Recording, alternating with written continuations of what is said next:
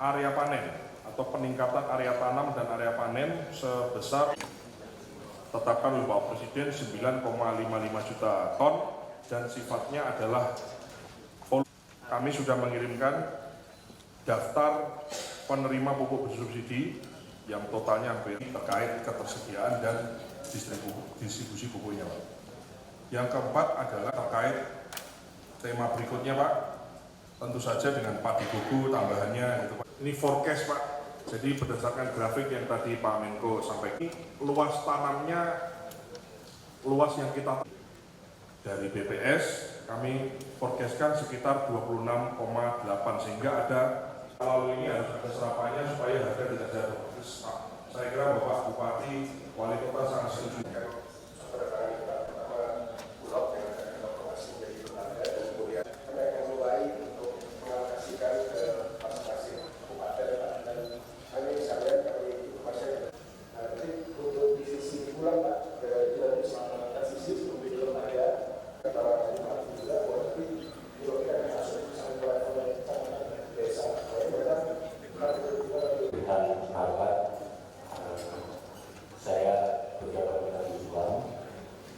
Penyelesaian terkait dengan Betawi Timur, sodetannya itu kira itu bisa menjangkau untuk Betawi Timur itu juga itu saat ini terjadi belakang.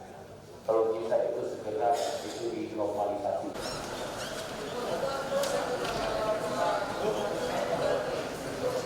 Cek satu dulu.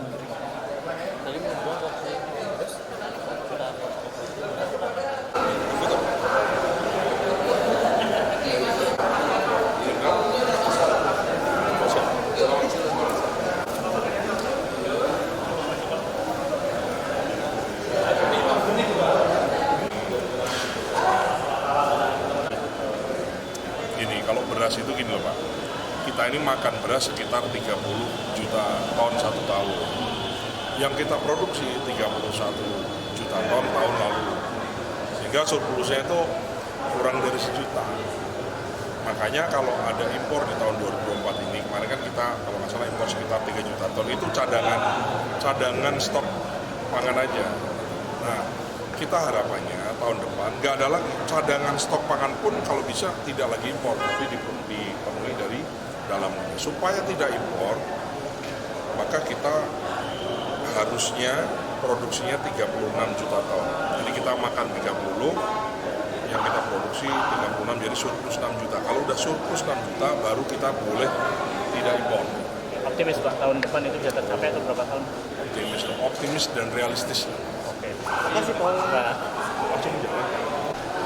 Memang untuk bisa panennya lebih besar, itu syaratnya kan gini, jumlah panen lebih banyak. Itu syaratnya dua Pak.